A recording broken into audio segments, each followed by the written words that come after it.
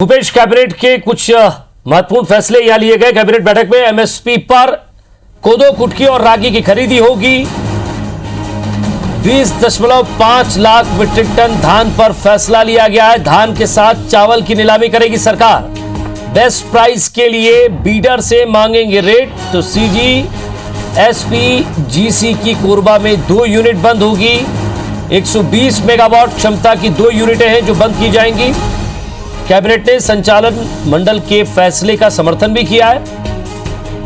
अब सरकार खुद खरीदेगी। लघु वनोपज द्वारा जो निर्मित उत्पाद हैं, जैसे आयुर्वेदिक दवा, हर्बल उत्पाद और लघु वनोपज, खुद सरकार खरीदेगी। सौरभ सिंह परिहार हमारे संवाददाता। सौरभ, अपडेट।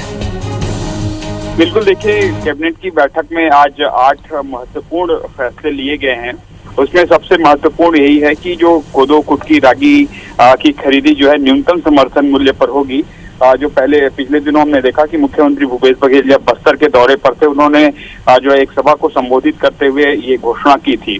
और दूसरी सबसे महत्वपूर्ण जो निर्णय है, जिसको लेकर केंद्र और राज्य सरकार के बीच जो टकराव की स्थिति नजर आ रही है, वह जो है जो शेष धान बचा हुआ है अभी स्टेट पूल और सेंट्रल पूल के बाद लगभग 20.5 लाख मैट्रिक टन धान बचा हुआ है, उसका क्या किया जाए। क्योंकि केंद्र सरकार जो है एफसीआई में छत्तीसगढ़ का कोटा नहीं बढ़ा रही है, केवल अभी 24 लाख मैट्रिक टन की सहमति दी है।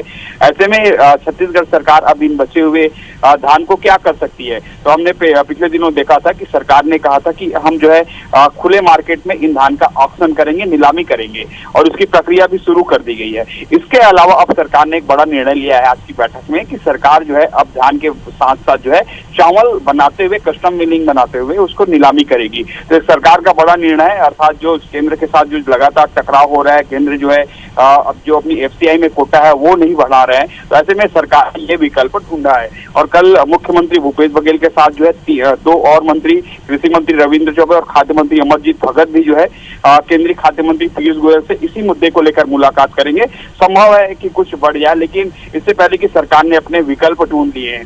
इसी तरीके से ये भी देखा गया है कि सरकार के जो है लघु वनोपज संघ द्वारा जो है कई उत्पाद बनाए जाते हैं, उसमें जो है हर्बल है, उसे एक तरीके से दवाइयां हैं। तो ये उत्पाद जो अभी तक देखा जाता था कि सरकारी विभागों में खरीदी नहीं होती थी, तो अब सीधे सरकार इस की जो प्रोडक्ट है वो खरीदेंगे। तो ऐसे 5 और महत्वपूर्ण निर्णय लिए गए हैं।